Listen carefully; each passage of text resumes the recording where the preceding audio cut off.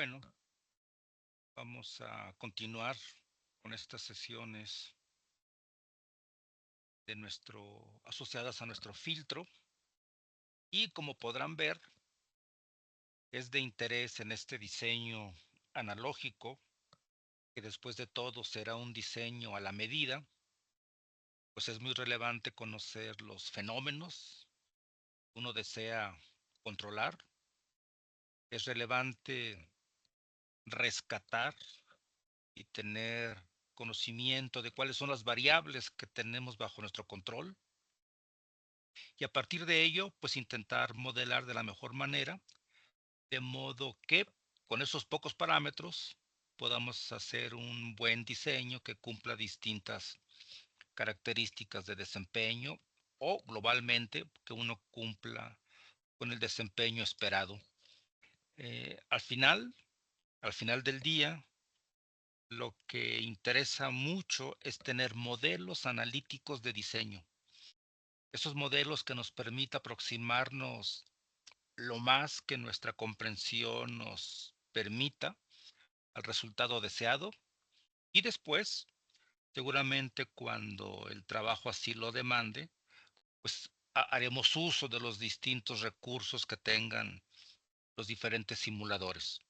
Pero aquí lo más relevante es saber llegar a ese punto para que simplemente la última parte, entre comillas, la haga el software que tenemos seleccionado como parte de nuestros recursos del propio método de diseño.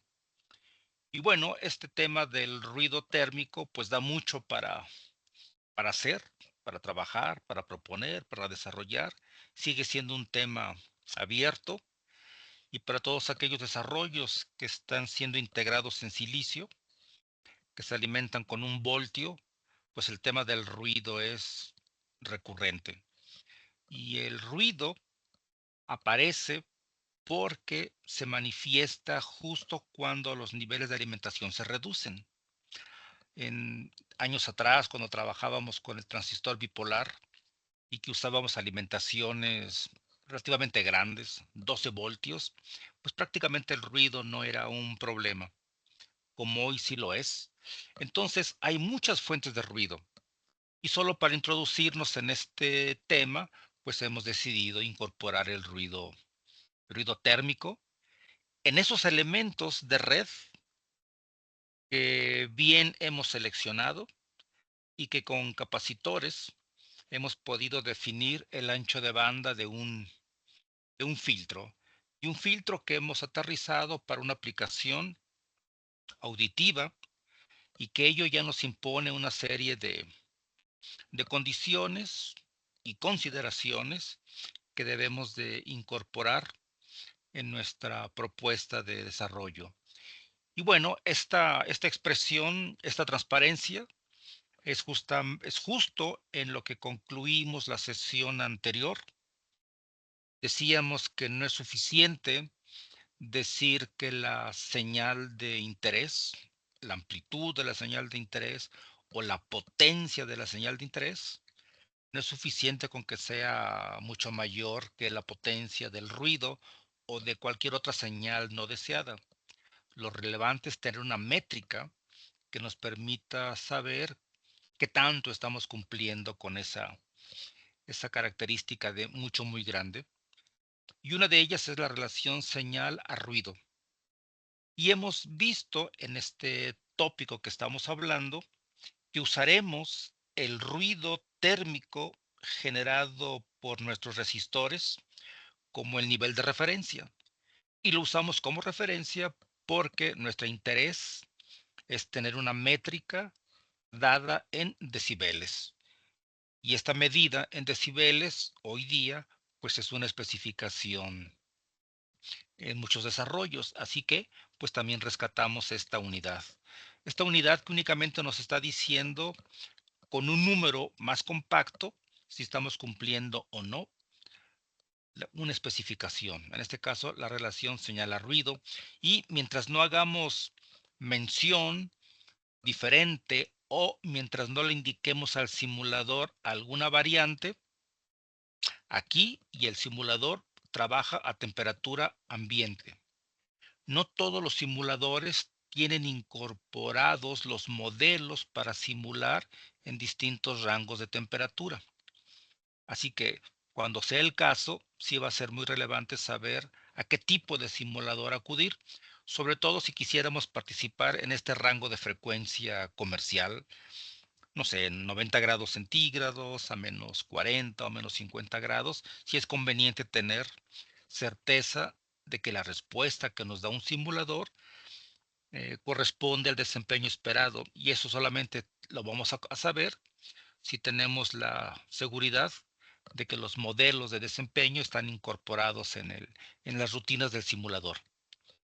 Pero bueno, nosotros lo que hemos hecho es un ejercicio netamente resistivo en el que nos preguntábamos cuál es la corriente que circula por un determinado componente, a sabiendas de que éste genera ruido térmico.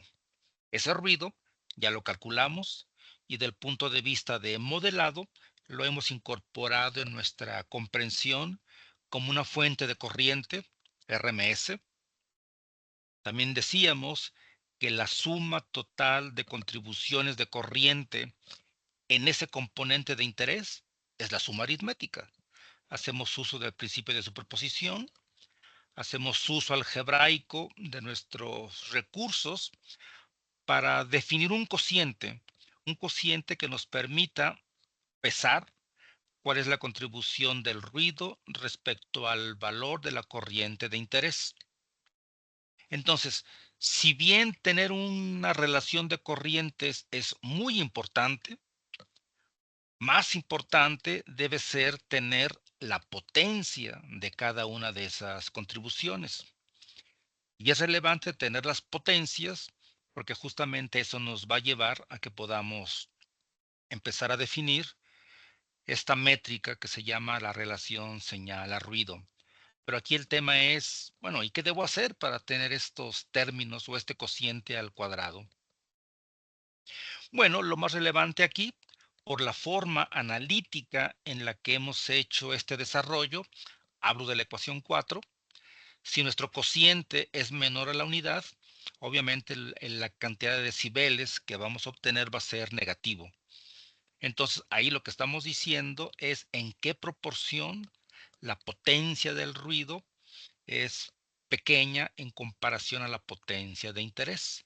Si el cociente fuese en sentido contrario, entonces hablaríamos de decibeles positivos. Entonces, dependiendo de cómo esté estructurado el cociente, vamos a hablar de, válgame la expresión, de ganancia o de pérdida. Aunque en general es más fácil tener al ruido como la referencia. Pero vamos por partes. ¿Cómo debo o qué debo hacer para obtener un cociente de corrientes y que estén al cuadrado? Bueno, aquí lo que hacemos es acudir a nuestra experiencia, acudir a la literatura y recordar muchos de los conceptos que hemos aprendido en la teoría de circuitos. Y uno de ellos, de estos puntos, es que las variables que estamos considerando no están correlacionadas. ¿Eso qué quiere decir? Bueno, que la corriente que circula por el resistor de 20 ohms no depende en absoluto de si el componente genera o no ruido.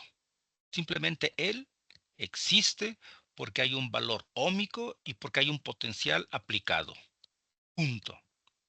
El ruido, por el contrario, es debido a que el componente es resistivo. Y el hecho de que tenga resistencia por default genera ruido. Y eso es independiente de si hay una corriente o no de interés. Entonces, como se dice que estas variables no están correlacionadas, entonces eso nos va a facilitar hacer el cálculo de las contribuciones al cuadrado. ¿Cómo? Muy fácil. La corriente total que circula por nuestro componente bajo análisis se debe a dos términos. la corriente de interés y la corriente debida al ruido. Si nosotros calculamos la potencia de la corriente total, o si lo elevamos al cuadrado, significa que la suma aritmética también tenemos que elevar al cuadrado. Lo que hagamos de un lado, tenemos que hacerlo del otro, porque eso es lo que nos dice el signo de igualdad. Estamos en una condición de equilibrio. Entonces no podemos romper este equilibrio. La igualdad me dice, lo que haga de un lado, tengo que hacerlo del otro. Entonces, elevo al cuadrado y desarrollo. Y este desarrollo es el que conocemos desde Pitágoras. Un término al cuadrado y el otro término al cuadrado. El doble producto, ese no participa en este desarrollo. ¿Por qué? Porque las variables no están correlacionadas. Eso significa que si estas contribuciones de corriente son linealmente independientes, ellas no pueden dar lugar a una tercera fuente de corriente, porque no están correlacionadas. Entonces el término 2 por uno y por el otro no existe. Así que ya tenemos aquí una manera en la que estamos representando la potencia total de esta corriente como un cuadrado de cada una de las contribuciones. Y ahora sí, a esta potencia de la corriente total, yo puedo, algebraicamente hablando, decir que me interesa que la potencia de la señal sea la más importante. Lo pongo como factor común y ya tengo un cociente de potencias que seguramente me va a permitir llegar a lo que antes habíamos comentado, tener una medida para representar qué tan grande o qué tan pequeña es una variable respecto a la otra. Entonces, ya que tengo esta representación, ahora sí, yo voy a poder hacer un poco más de análisis para valorar este cociente en términos de las potencias, pero sobre todo darle un significado físico a este desarrollo. Lo más elemental es, ¿y esto qué significa o cómo lo voy a ver en mi circuito? Pues muy fácil. Nosotros podemos tomar este circuito como ejemplo, que es el filtro pasabajas. Del punto de vista de laboratorio, la señal de entrada sería un generador de funciones. Del punto de vista de un simulador de circuitos, la señal de entrada es una fuente de alterna, pero si nosotros lo llevamos a una contribución en el que ya estoy reflejando algunas bondades de mi aplicación, entonces yo tengo un micrófono, tengo un transductor que va a convertir la presión sonora en señal eléctrica, y esa señal eléctrica es la que seguramente va a excitar a este circuito pasabajas hipotético. Toda esta descripción del punto de vista del modelado se representa con esta figura que les estoy mostrando. Hay una parte netamente mecánica o electromecánica, si me permiten el término, y otra parte que es netamente eléctrica. Que una señal convertida excite a un circuito eléctrico, bueno, esa es la bondad que tiene del punto de vista de la teoría de circuitos esta fuente de voltaje controlada por voltaje.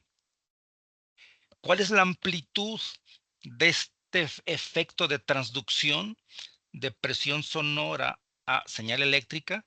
Bueno, eso va a depender de las características del micrófono, de su polarización, de su composición, de su tipo de transducción.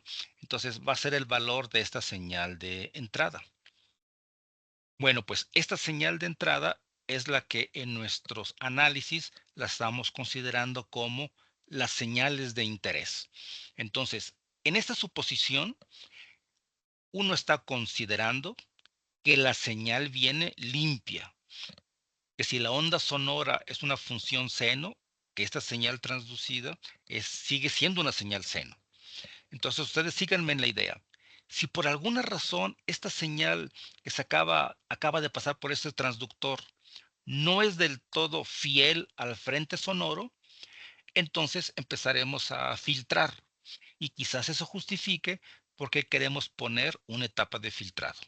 Empezar a depurarla, a condicionarla, empezar a eliminar señales no deseadas.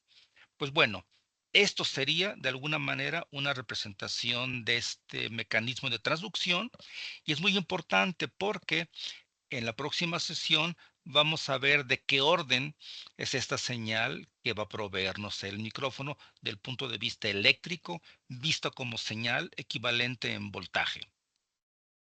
Entonces, ese valor es el que nos va a permitir saber si nuestra red de filtrado, usando la relación señal a ruido, es suficiente como para usar este filtro en una aplicación auditiva. Entonces, ¿qué tenemos que hacer para llegar a ese momento? Analicemos el filtro que acabamos de proponer. Pensemos que únicamente tenemos el filtro pasabajas y únicamente es para propósitos de análisis. Ya sabemos que la señal viene de un transductor, pero ya la tenemos del punto de vista eléctrico. De este circuito, nosotros ya sabemos que el resistor es una fuente de ruido. Entonces, del punto de vista del análisis, podemos sustituir ese resistor por un componente lineal y concentrado ideal en serie con una fuente de voltaje que corresponde al ruido generado. Y como nos interesa el efecto de esta fuente de ruido en el desempeño de toda la red, he eliminado a la señal de interés, simplemente porque lo que me interesa es el efecto de la fuente no deseada. Principio de superposición. Quité la señal de excitación. Esta señal, que es un RMS, recuerden que también podemos proponer una señal de entrada hipotética, periódica, de frecuencia omega. Y la podemos proponer para que, siguiendo los postulados de la teoría de circuitos y en el análisis de pequeña señal, tengamos una señal de entrada de alterna.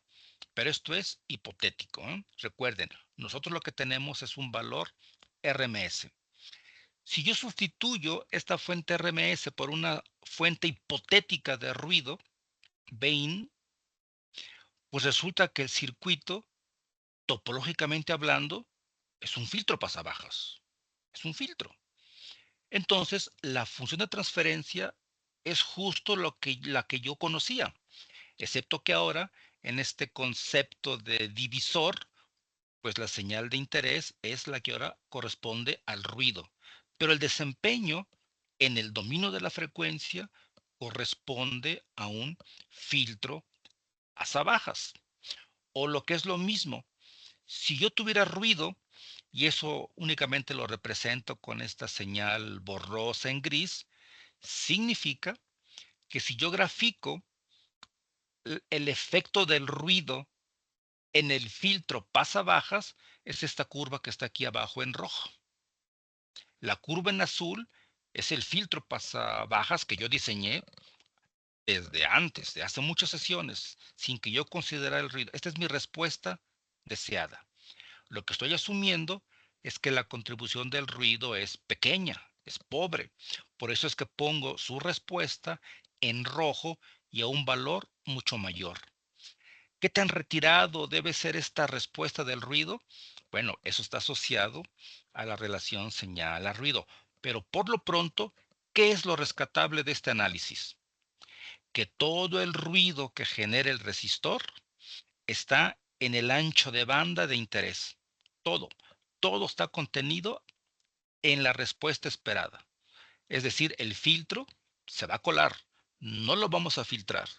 Aquí va a ser relevante que su magnitud se reduzca. ¿Por qué? Porque sí o sí va a estar en el ancho de banda. Ese es un foco rojo. Todo el ruido se va a colar. Y esto es por la propia topología. y justamente porque aquí contribuyó esta fuente de ruido equivalente en voltaje. Así que bueno, aquí ya tenemos un pequeño foco rojo. El filtro no va a ser capaz de atenuar el ruido generado por su propio componente. ¿Eso es bueno? ¿Eso es malo? Bueno, vamos a ver. Vamos a ver qué más podemos hacer. Y si no podemos hacer gran cosa, entonces sí nos preocuparemos por minimizar la magnitud del ruido para tener una señal a ruido suficientemente adecuada para seguir adelante con nuestra aplicación. Si bien tenemos un circuito hipotético como este que les estoy mostrando, es muy importante que ahora hagamos uso del principio de superposición. Es decir, la conclusión anterior la obtuvimos eliminando la señal de entrada. En sentido estricto, la red va a experimentar dos fenómenos, tanto el de la señal de interés como el del ruido. Este circuito que tenemos aquí es muy importante porque al igual que procedimos con las corrientes que estaban en paralelo y que era una suma aritmética, aquí podemos hacer exactamente lo mismo con las señales en voltaje. Hay un voltaje total que va a excitar el circuito pasabajas y por lo tanto yo voy a poder encontrar una expresión para estimar la potencia de ese voltaje total. Ya sabemos, elevamos al cuadrado y estas fuentes de voltaje no están correlacionadas y por lo tanto tenemos una suma aritmética únicamente de las contribuciones deseada y no deseada. También podemos hacer una suposición de querer que la señal de interés sea la dominante y por lo pronto el otro término vamos a procurar que sea lo más pequeña posible o equivalentemente que la relación señal-ruido sea muy grande. Y aquí está la definición relación señal-ruido. Es la potencia de la señal de entrada entre la potencia de la señal no deseada. Entonces, si nosotros hacemos una estimación y vemos que el SNR es muy grande, ¿cuánto es muy grande? No sé, pues si pensáramos en 60 decibeles, diríamos que la amplitud entre uno y otro es un factor de 1000. Eso sería 60 decibeles. Si fuera una relación de uno a otro de 100, entonces tendríamos 40 decibeles. Bueno, pues esa cantidad de decibeles, la aplicación nos la va a dictar y ahí es donde vamos a empezar a platicarnos qué debemos hacer para que la contribución del ruido sea el valor pequeño necesario para satisfacer esta relación de ruido. Entonces, bueno, aquí ya tenemos una manera de introducir en nuestro análisis este parámetro que es la relación señal a ruido. Es un caso fortuito y es una coincidencia que en este análisis que estamos presentando rescatemos otra métrica que suele utilizarse mucho en el análisis y diseño de sistemas, y es el ruido referido a la entrada. Curiosamente, en serie con la señal de interés, tenemos la fuente de ruido del único componente que hasta ahora genera ruido. Es un caso fortuito que lo tengamos en serie con la señal de entrada. En este caso, esta fuente de ruido no solo es el ruido generado por el resistor, sino que en la topología es el ruido referido a la entrada. Si tuviéramos una red con 5 resistores o con 6 resistores o con muchas fuentes de error, todas esas fuentes de error tenemos que hacer un trabajo algebraico y de análisis para llevarla a una única fuente equivalente de ruido que esté en serie con la señal de entrada. Ese ejercicio o esa metodología que nos lleve a ese escenario es aquella que nos va a permitir tener un camino para desarrollar esa otra métrica, el ruido referido a la entrada, que es un parámetro que está en muchas hojas de datos de varios componentes. Por ejemplo, el 741 tiene un ruido referido a la entrada de tal valor hasta tal frecuencia. ¿Y eso qué quiere decir? Bueno, pues que el OPAMP genera ruido y el efecto del ruido en el nodo de salida, visto como una fuente hipotética de ruido a la entrada, que explique la existencia de ese ruido, es con el ruido referido justamente aquí, en la entrada. Insisto, para el caso que estamos viendo, es un caso fortuito y es una coincidencia, pero no siempre es el caso. Pero bueno, ya tenemos aquí esta otra métrica que también vamos a rescatar más adelante. Bien, ¿y ahora qué más? Bueno, un caso interesante es el filtro pasaltas. El filtro pasaltas también en modo individual genera ruido. La señal de interés la quité y únicamente me interesa ver el efecto del ruido en el desempeño de mi filtro pasaltas. Si ustedes observan, este circuito tiene un comportamiento que ya hemos visto. Tienen un punto en común, que es donde vamos a medir el voltaje de salida. Tanto la fuente como el capacitor tienen otro nodo en común y por lo tanto, aunque esté distribuido de esta manera, el circuito corresponde a un filtro pasabajas. Si lo observan, esto es un filtro pasabajas. La función de transferencia ya la conocimos, la hemos deducido, excepto que ahora la fuente corresponde al ruido que genera el otro resistor, el R4. Así que, haciendo un análisis visual, tenemos la respuesta que deseamos del circuito, es un filtro pasaaltas. Si vemos su contribución de ruido, vemos que la propia red va a atenuar al ruido y lo va a atenuar, observen dónde, justo donde queremos tener el mejor desempeño del filtro pasaaltas, justamente la topología, ahí va a atenuar el ruido. Aquí está atenuado. ¿Dónde no lo atenúa? Justamente en aquel rango de frecuencias en el que el filtro pasaaltas atenúa las señales de interés. Entonces, fíjense, aquí ocurre algo muy interesante. Donde no necesito a mi filtro pasaaltas, ahí es donde está el ruido presente. Y donde sí necesito que actúe el filtro pasaaltas como lo que es, ahí sí atenúa el ruido. Entonces ya vamos de gane. Aquí sí tengo un efecto reducido del ruido porque el propio filtro lo atenúa porque la característica del punto de vista de la topología que resulta es equivalente a un filtro pasabajas. Entonces, ¿esto qué significa? Que únicamente voy a poner atención en el otro filtro, porque en aquel sí se me colaba todo el ruido en la banda de interés. Esto que está aquí pareciera ser que es suficiente para tomar decisiones y decir, bueno, si únicamente el otro filtro es el que contribuye más al efecto no deseado del ruido térmico, pues me voy a enfocar en optimizar esa parte y ya me olvido de esta contribución del filtro que tengo aquí, el pasaltas.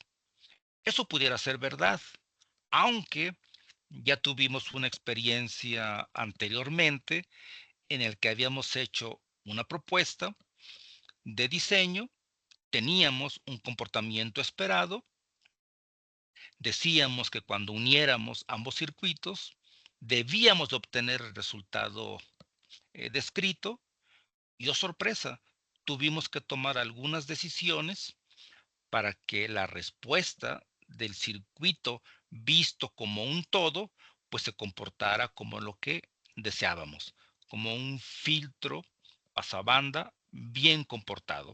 Pero bueno, afortunadamente sabemos aplicar algunas técnicas de análisis y en consecuencia tomar decisiones para que la red así analizada se comporte con el desempeño que esperábamos.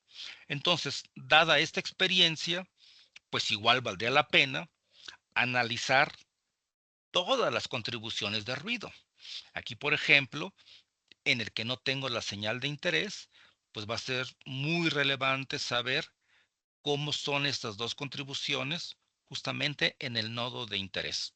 Por supuesto, podemos utilizar el principio de superposición. Sumamos ambas respuestas y obtenemos una única. O analizamos esta red como un todo. El ejercicio numérico, pues se los voy a ahorrar. Realmente no lo voy a desarrollar del todo. Yo voy a utilizar en este caso mallas, análisis de mallas, porque me interesa encontrar una corriente. Me interesa encontrar la corriente de la malla 2, porque cuando circula por mi capacitor C1, yo voy a tener una representación de mi voltaje de salida. Esa es la razón por la cual yo utilicé mallas, y es una cuestión muy particular asumir que el sentido de la corriente es el de las manecillas del reloj.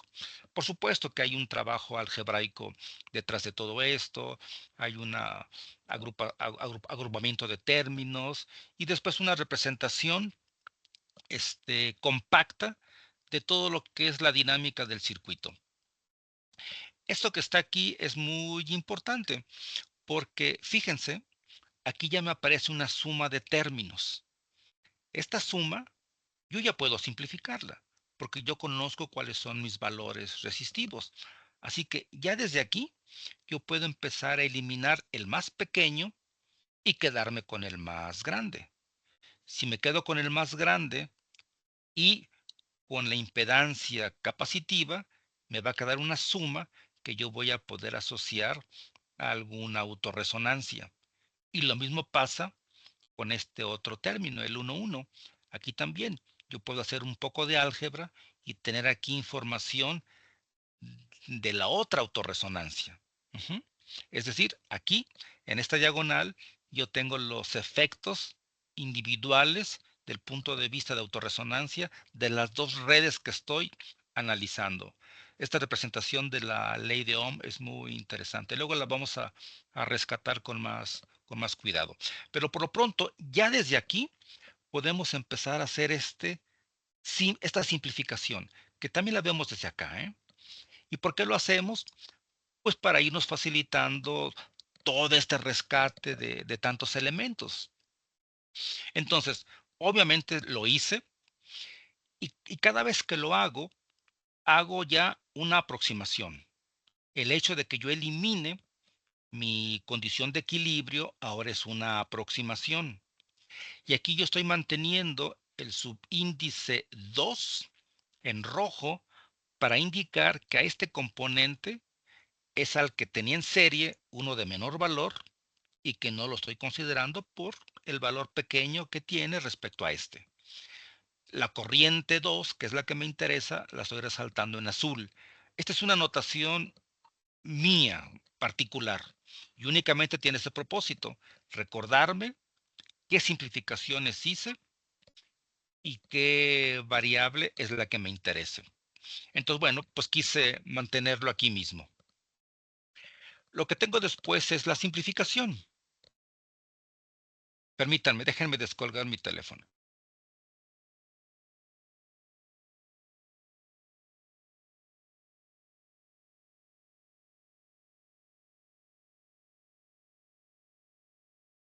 Bien, les decía, entonces aquí yo ya hice una simplificación.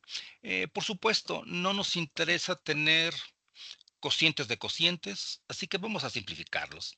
Esto lo voy a pasar muy rápido, lo vamos a simplificar, pero en esta simplificación de cocientes que tenemos aquí o que tenemos acá, no solamente hay que simplificarlo. Yo en particular busco tener algún factor común y procuro tener un factor común que me ayude a formar otro tipo de cocientes. A lo mejor es mala, no, con toda la mala intención de ver reflejado parámetros que yo conozco, pero al final de cuentas hay que tomar ventaja de lo que ya tenemos. Entonces, el hecho de yo simplificar mis cocientes y tener un factor común me permite identificar que este término sí o sí no va a contribuir con el resto de los sumandos. Y no contribuye porque yo conozco el valor de cada uno de estos componentes y por lo tanto conozco el valor del cociente. Entonces, esta expresión al final yo puedo simplificarla. Y por supuesto que la voy a simplificar, y eso es lo que vamos a ver a continuación. Entonces, uso esta condición de diseño que yo ya tenía y vean cómo se va compactando mi resultado. Ahí están. Vean cómo efectivamente siguen apareciendo las resonancias que estaban en mi diagonal. Vean, aquí está el término que estaba en la posición 2,2. Aquí está el de la posición 1,1. Y aquí tengo las dos contribuciones de mis dos resistores, vistos como generadores de fuentes de ruido. Entonces, pues como la corriente 2 es la que me interesa, porque cuando fluya por este capacitor tengo el voltaje de salida, de aquí puedo generar esa respuesta que yo ando buscando, porque cuando yo simplifique este término y lo manda al otro lado, pues me queda aquí. Y vean, yo aquí tengo el término SC1, que es el que necesito para definir mi voltaje. Así que el álgebra me lleva un resultado muy compacto, muy adecuado, en el que únicamente tengo los efectos de las resonancias y de mis fuentes de ruido. Y esta se podrá simplificar aún más, o sea, seré capaz de simplificar aún más. La teoría de circuitos me dará recursos para que esta expresión que ya está simplificada se reduzca más. Y la respuesta es sí. La puedo simplificar más para saber cuáles son los parámetros ciertos que tengo bajo mi control. Y eso es lo que vamos a hacer justamente ahora. Entonces, este modelo simplificado, voy a acudir a algo que ya la propia teoría me había proporcionado, y es la potencia normalizada del ruido de cada uno de los resistores. Esta es la que corresponde al resistor R2, esta es la que corresponde al resistor R4. Algebraicamente hablando, yo puedo manipularlas. Por ejemplo, puedo multiplicar por un 1 que no sea cualquier un 1 que yo pueda proponer para llevar el resultado a, a una expresión que me permita tomar decisiones. El orden de los productos no altera el resultado, así que esos dos componentes yo los voy a intercambiar y me queda esta expresión que está a la derecha. En esta expresión yo fácilmente puedo identificar que un factor es la potencia normalizada del ruido del resistor R2 afectado por un factor resistivo, un factor formado por componentes resistivos, y este cociente también yo conozco el valor. Yo sé que prácticamente es pequeño, que no contribuye, y estos dos resultados son los que voy a sustituir en mi modelo analítico.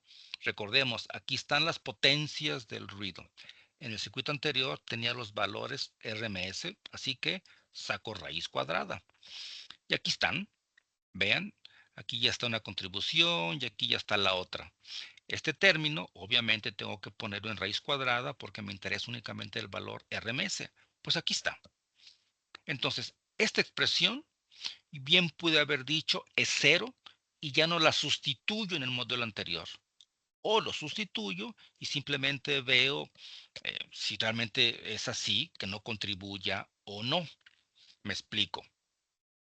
El circuito que está aquí, perdón, el modelo analítico que está en este segundo sumando, es de naturaleza pasabajas. Y claro, está afectado por esta señal RMS. Pero tiene un factor que sé que es muy pequeño. Por lo tanto, el efecto neto de todo este sumando es una contribución que cada vez se aleja más de 0 decibeles. En comparación con el primer sumando, que es la misma fuente y que está multiplicada por un 1.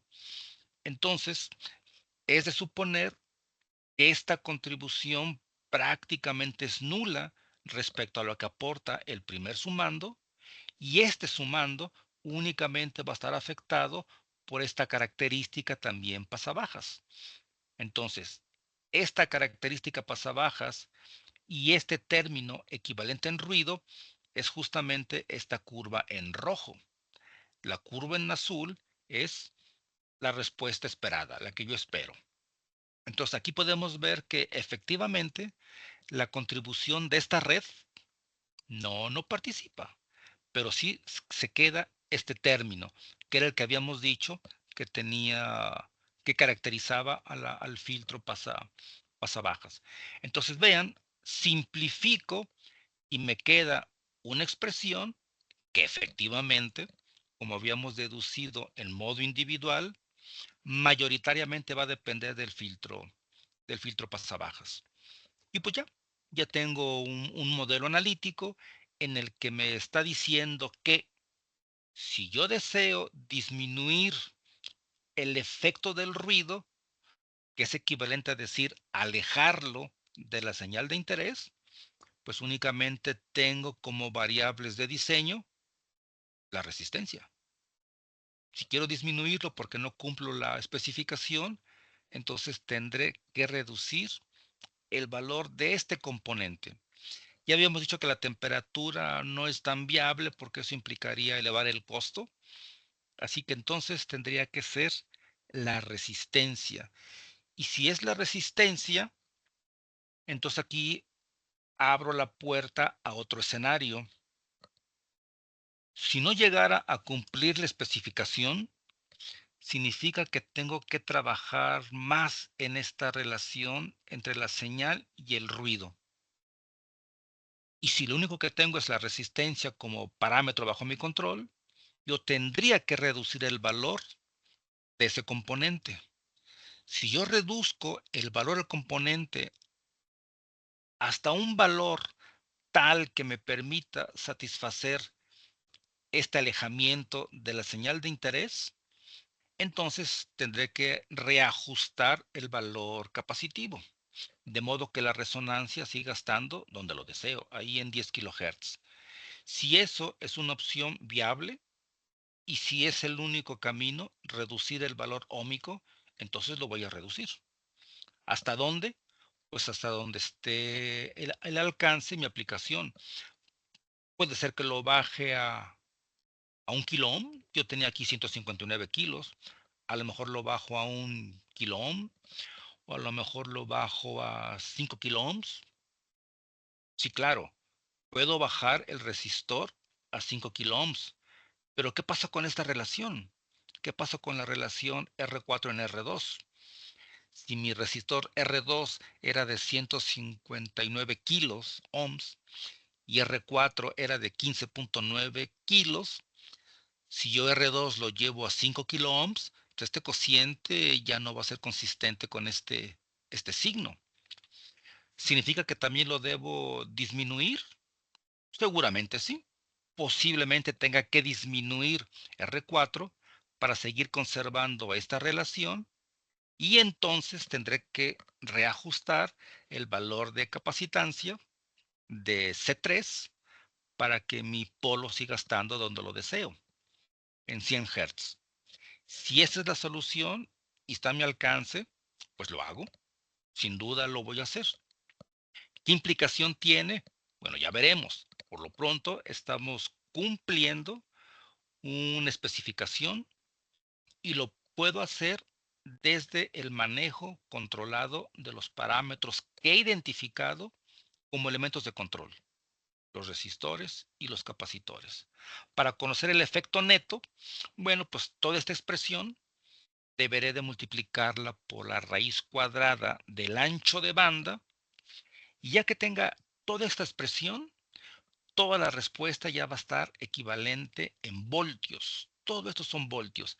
Y ahora sí, uno a uno, voy a poder compararlo con la respuesta deseada. Y aquí quizás esté buscando tener 60 decibeles. Y si es así, entonces ajustaré los valores resistivos mínimos necesarios para cumplir la especificación. Y bueno, decíamos, si esto al final me lleva a que yo reordene el valor de los capacitores, pues no pasa nada, pues lo hago. No pasa absolutamente nada si tengo aquí que reajustar capacitores. Después de todo, creo que los capacitores no generan ruido. ¿O sí, compañeros? ¿Ustedes qué opinan? ¿El capacitor genera ruido? ¿O es un componente que en principio no debiéramos preocuparnos? ¿Ustedes qué opinan? ¿El ruido genera ruido? Perdón, ¿el capacitor genera ruido?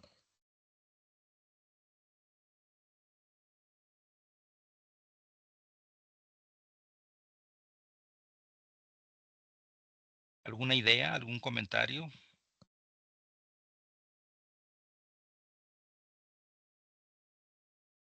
¿Ustedes qué creen? ¿Que genere ruido? Federico, Sí. yo pienso que sí, porque como tiene una parte dieléctrica, entonces en la parte prácticamente de las dos placas que están muy cerca, puede haber alguna aportación de que unos electrones se recombinen, me imagino, perforando algo o una recombinación en el dieléctrico, me imagino. Entonces, si es así, es que se genera un ruido por recombinaciones.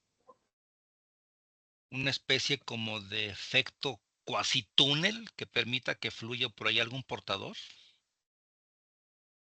Algo similar, así como cuando en la barrera potencial de los semiconductores se genera una aportación de minoritarios con mayoritarios en la unión de la barrera. Fíjense qué interesante esta observación de Juan José. Si por el dieléctrico, Antonio, Yo opino igual que Juan José, yo pienso que sí, de hecho en la clase pasada lo veíamos, ¿no? Va a depender de la frecuencia a la que estemos trabajando, los electrones van a estar en cierto movimiento y eso va a generar, no podemos asegurar que sea todo el movimiento armónico, ¿no? Entonces, eso nos permitiría a nosotros a lo mejor tener diferencia, como la señal que nos hicimos en el primer ejercicio, que la serie de Fourier con diferentes componentes de frecuencia. Entonces, yo pienso que cada electrón que está en nuestra red puede tener diferentes componentes de frecuencia. Entonces, eso haría que cuando llegan al dieléctrico, lleguen con diferentes velocidades y eso genere ruido cuando estén traspasando la parte del dieléctrico. Bueno, eso pienso yo.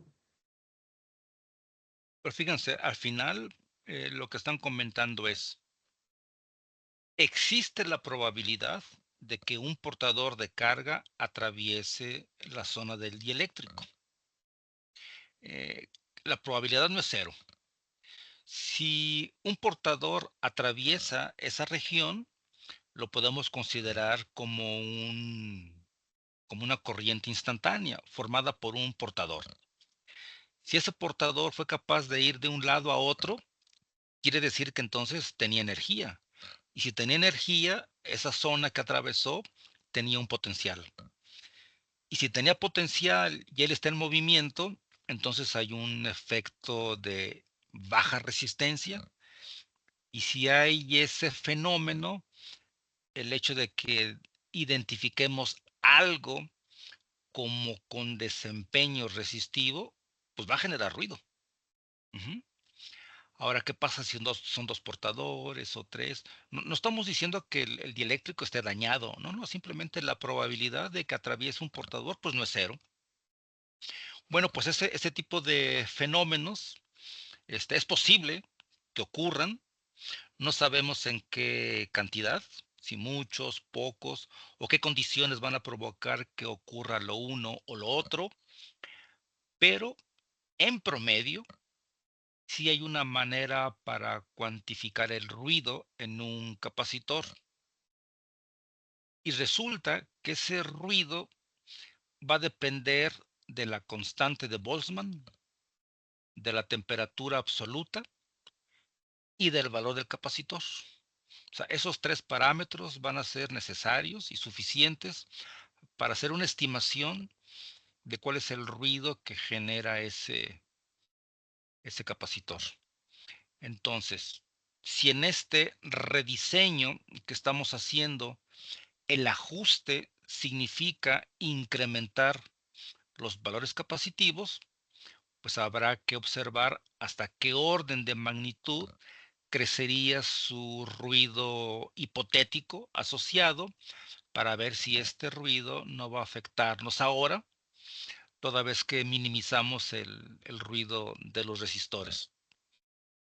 Y bueno, si fuera el caso, bueno, entonces entramos en otro escenario en el que algo hay que hacer, porque si todo genera ruido, entonces, ¿qué se les ocurre, compañeros? Si todos los elementos, estamos en un caso hipotético, si todos generan ruido y por más que uno quiera optimizar, no lo podemos minimizar y no cumplimos la especificación, ¿qué podemos hacer entonces? ¿Qué se les ocurre? Dijeran mis alumnos, llorar.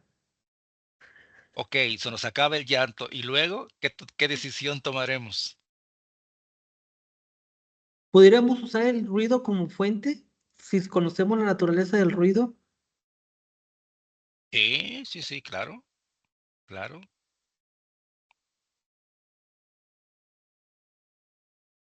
Pero ¿qué más? ¿Qué más pudiéramos hacer?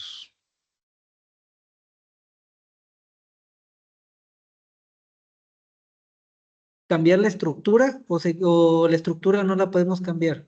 No, no, claro, por supuesto. A lo mejor esta topología no es la mejor para hacer un filtro pasabanda. Para la aplicación que andamos buscando, quizás una alternativa sea buscar otras topologías. Esa es una solución. Bien por eso. Pero ustedes optarían por una topología activa u otra pasiva. Por ejemplo, ¿no podríamos utilizar algún inductor o no se pueden desarrollar los inductores en el silicio? Su factor de calidad es muy pobre, Antonio, muy pobre. Recordemos que un inductor es un componente volumétrico. El uso de la ferrita en el núcleo favorece que las líneas de campo estén concentradas y esa concentración que nos permite la ferrita hace que muy pocas líneas de campo se pierdan.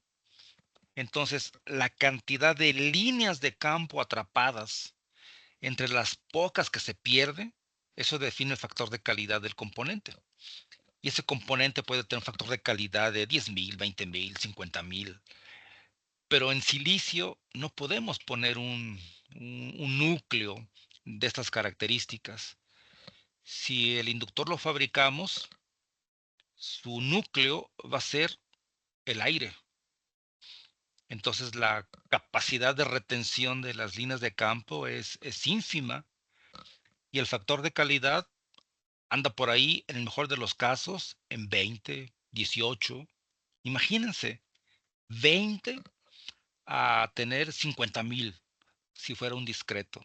Entonces, esa posibilidad sí es viable, pero no nos va a garantizar que lo usemos como quisiéramos, como un auténtico inductor, Antonio. Entonces, pues sí hay que pasar los activos. ¿A qué costo? ¿Cuál sería el costo?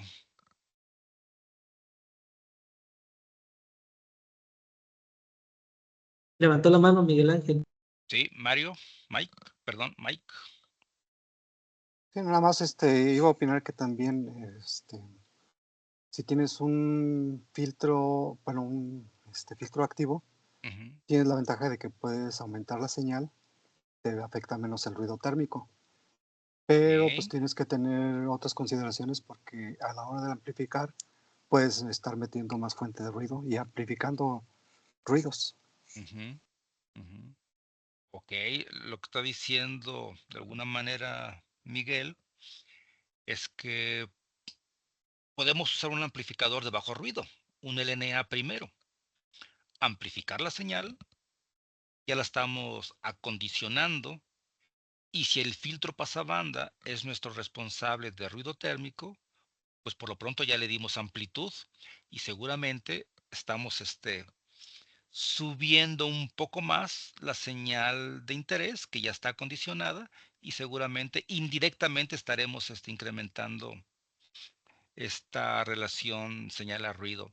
Esa es una solución, claro. Usar un LNA, que muchos sistemas tienen este tipo de circuito como primera etapa de acondicionamiento. Usar un amplificador de bajo ruido. Y el propio nombre lo dice, ¿eh? Hay que empezar a diseñarlo para que su contribución propia de ruido sea mínimo. Pero sí, sí, Mike, esa es una opción.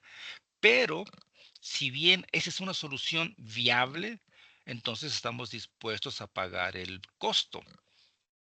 Sería un circuito activo y eso significa consumo de potencia. Y seguramente implicará área de integración, pero si eso favorece al desempeño que estamos buscando, seguramente lo haremos. Haremos uso de un circuito activo que tenga estas características, un LNA. Ya llevamos a la posibilidad de usar una topología activa, ya le dimos una propiedad. Puede incluir un LNA. Muy bien. ¿Qué más? ¿Qué más se les ocurre?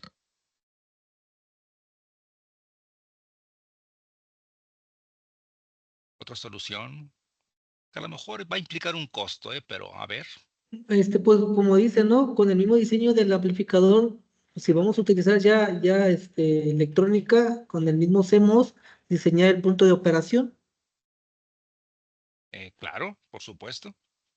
De hecho, lo primero que vamos a hacer es definir nuestro punto de polarización. Sí, claro, por supuesto, Antonio. ¿Qué más? Comenten ideas. Es una mesa de discusión. ¿Qué se les ocurre que podamos hacer?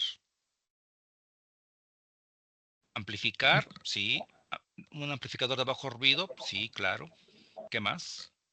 Cambiar de topología, Federico, bien, sí. se pudiera hacer que la señal de voltaje de entrada llevarla lo mínimo posible para que el ruido también se vaya todavía más abajo. ¿Puedes explicarte un poquito, Juan José? Sí,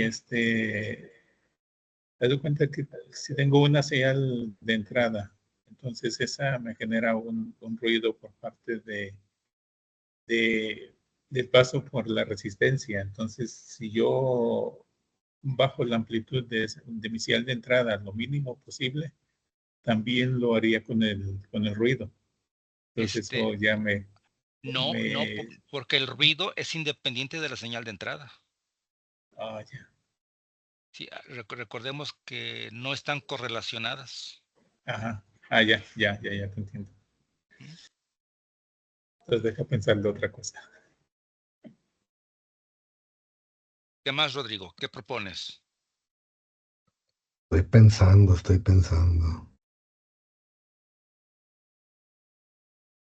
Es que uno diría, a ver, estamos asumiendo que ya no podemos con el ruido, ¿eh? Estamos asumiendo que no podemos. Sí. Entonces cambiamos de topología, a lo mejor vamos a cambiar a una opción activa. Entonces, bueno, Y no podemos desfasar las que eso frecuencias de implica, corte. ¿verdad? ¿Perdón? Y no podemos desfasar las frecuencias de corte del ruido y de nuestro filtro de interés. No, pues que el ruido tiene todas las frecuencias, sí, sí. No, no podemos.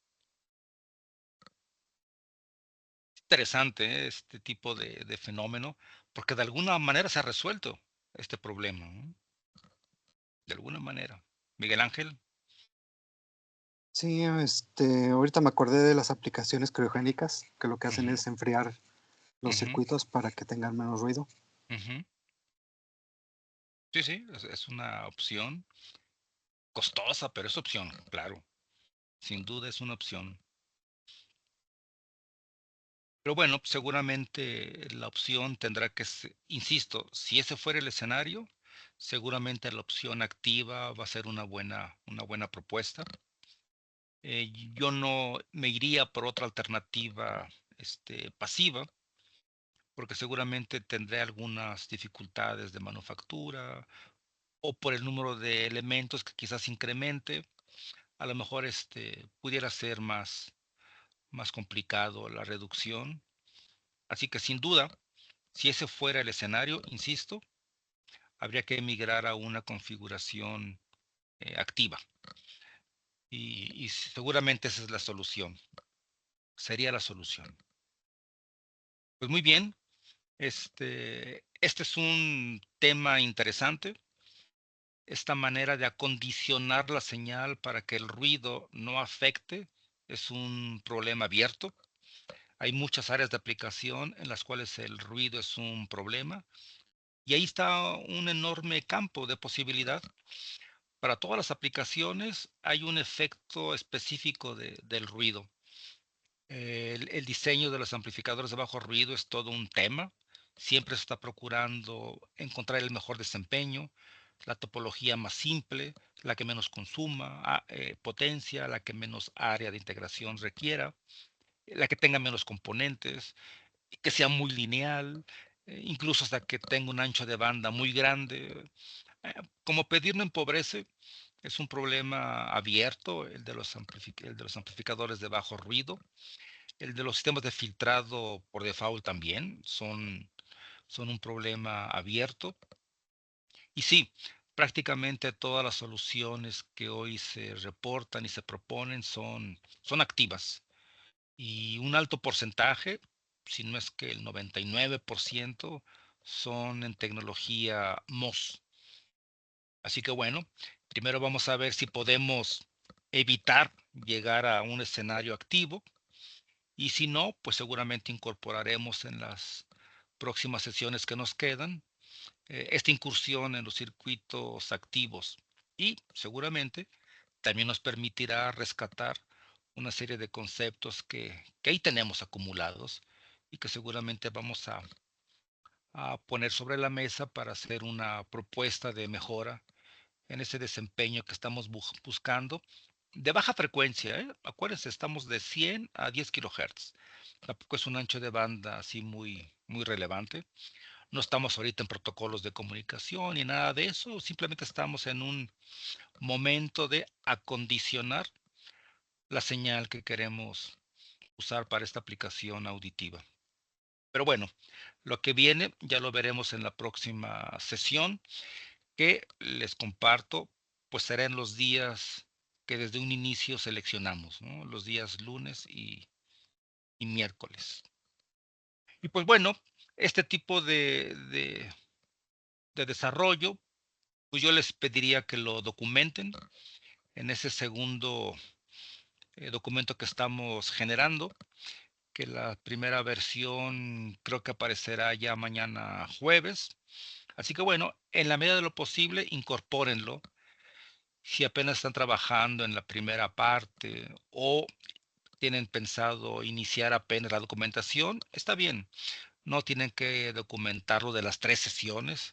Lo más relevante es empezar a documentar, porque básicamente lo que les comento aquí es que lo documenten, pero sobre todo que tomen en consideración el ruido que genera cada uno de sus resistores, que resalten el valor óhmico que ustedes seleccionaron, que usen el ancho de banda de nuestra aplicación para que tengan por ahí un valor equivalente en voltaje del ruido en ese ancho de banda.